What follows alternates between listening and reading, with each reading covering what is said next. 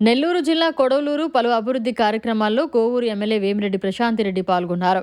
ఈ సందర్భంగా ఆమె మీడియాతో మాట్లాడుతూ గత వైసీపీ ప్రభుత్వం 5 సంవత్సరాల విధ్వంస పాలనలో ఆర్థికంగా ఖజానా అస్తవ్యస్తమైందన్నారు. పార్లమెంట్ సభ్యులు వేమిరెడ్డి ప్రభాకర్ రెడ్డి సహకారంతో 10 లక్షల CSR ఫండ్స్ ద్వారా షాదీ మంజిల్ ఆధునీకరణకు కృషి చేస్తున్నామన్నారు.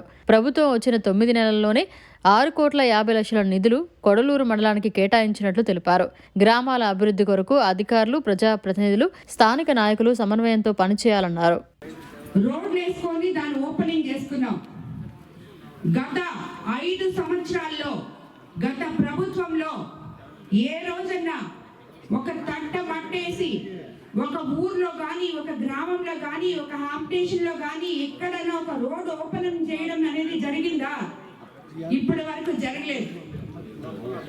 ఇప్పుడు మనము అధికారంలోకి వచ్చినాక సమర్థవంతమైన చంద్రబాబు నాయుడు గారిని సంక్షేమము, అభివృద్ధి, సమపాలనలో పేద ప్రజలకి, అట్టడుగు ప్రజలకి ఇవ్వగలిగిన నాయకుని మనం ముఖ్యమంత్రిగా చేసుకున్నాం.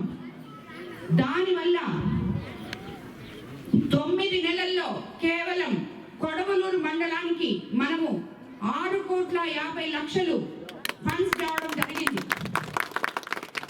5 సంవత్సరాల నుంచి ప్రతి పంచాయతీ సర్పంచ్, మేబీ వాళ్ళు వైఎస్ఆర్సీపీ సర్పంచ్ రావచ్చు, ఎవరవచ్చు, నానా తంటాలు పడ్డారు. కనీసం శానిటేషన్ లేక, కాలిపోయిన లైట్లు వేసుకోలేక ఆ సర్పంచులు ఇళ్లలో డబ్బులు ఖర్చు పెట్టుకొని, ఎందుకంటే ప్రజా సేవ చేసుకోవాలా అనుకునే వాళ్ళు ఏదో ఒక రకంగా వాళ్ళు నానా ఇబ్బంది పడి చేశారు. అలా కాకుండా ఉన్న వాళ్ళు వదిలేశారు గాలికి. కానీ ఈరోజు 15th ఫైనాన్స్ డబ్బులు మనము మన ఉప ముఖ్యమంత్రి పవన్ కళ్యాణ్ గారు పంచాయతీరాజ్ మినిస్టర్ అయిన తర్వాత 2 సార్లు ఇవ్వడం జరిగింది.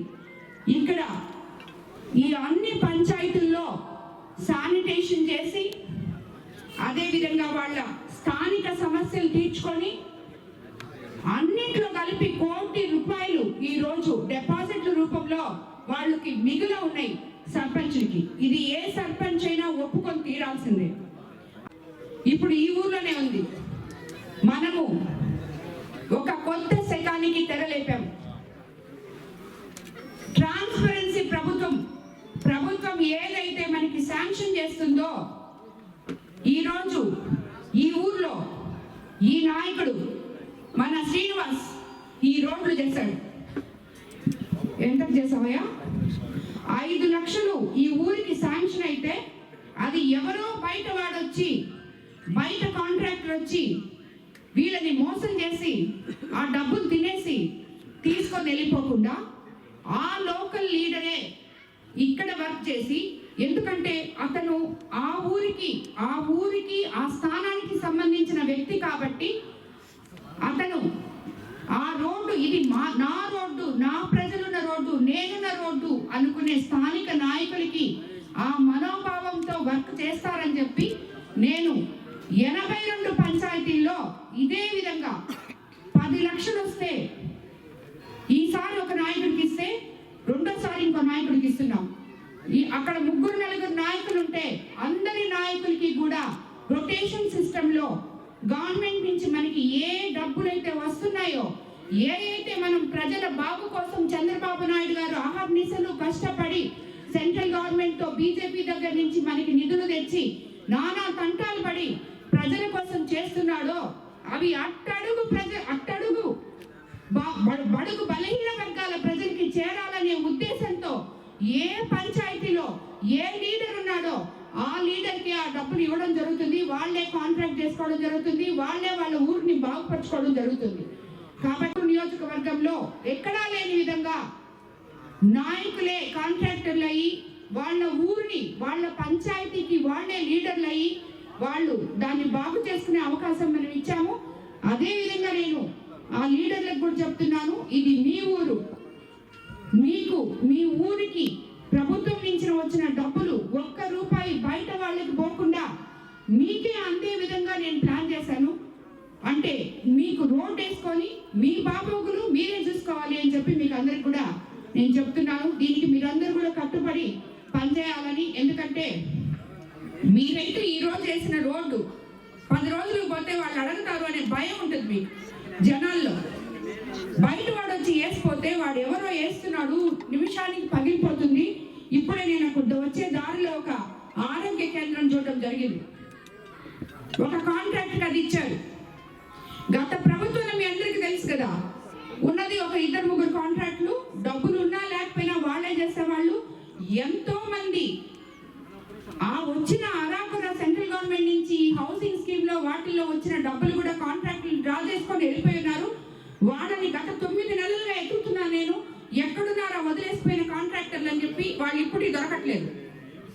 అలాంటి మోసాలకి తావు లేకుండా ఇప్పుడు మన నాయకులే మన కాంట్రాక్టర్లు అనే స్లోగన్ తో మన ఊరు మనమే పరచుకోవాలి అనే ఉద్దేశంతో ఇవన్నీ జరుగుతున్నాయి. కాబట్టి దీనికి నాయకులు కూడా అందరూ సహకరించి వాళ్ళ గ్రామాల్ని అభివృద్ధి పదంలో ముందుకు తీసుకెళ్లాలని మన ముఖ్యమంత్రి చంద్రబాబు నాయుడు గారు ఏ విధంగా అయితే సంక్షేమము అభివృద్ధి రెండు మనకి అందియాలని చెప్పి కష్టపడుతున్నారో అందులో మనం అందరం కూడా భాగస్వాములు కావాలని చెప్పి మీకు అందరికీ ఇందుమూలంగా తెలియజేసుకుంటున్నాను. అదేవిధంగా రాబోయే రోజుల్లో కూడా ఎన్నో అభివృద్ధి కార్యక్రమాలు, ఈ రోజు రోడ్లు వేసుకున్నాం, రేపు కాలువలు వేసుకుంటాం, మార్చిలో కంటే ఇళ్ల స్థలాలు వస్తాయి. అన్ని మనము గత ప్రభుత్వం మన ఖజానాన్ని అస్తవ్యస్తంగా చేసి అప్పుల పాలు చేసి వెళ్ళిపోయింది. దాన్నంతా పూడ్చుకొని తిరిగి మళ్ళీ మనం పైకి లేవాలంటే కొంచెం సమయం పడుతుంది.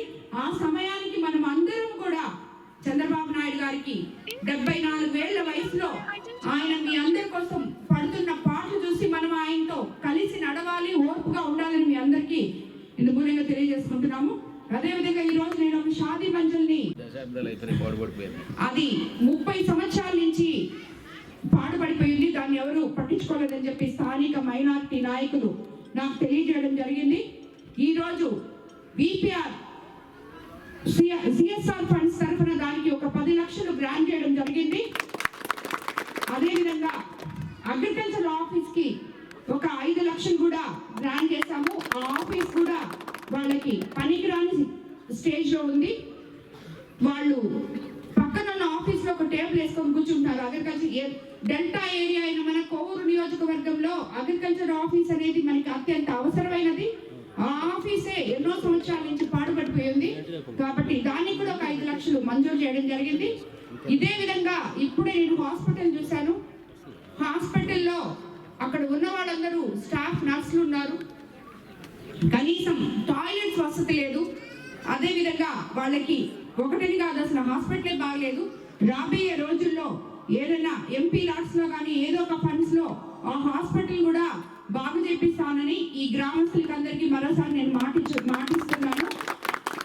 సో ఈ రోజు ఈ కార్యక్రమం ఇంత దిగ్విజయంగా జరిపిన మా తెలుగుదేశం సీనియర్ నాయకులకి, కార్యకర్తలకి, ఈ గ్రామస్తులకి అందరికీ కూడా మరోసారి ధన్యవాదాలు తెలుపుకుంటున్నాను. మరిన్ని అప్డేట్స్ కోసం మన HN9 టీవీ ఛానల్ ని సబ్స్క్రైబ్ చేసుకోండి.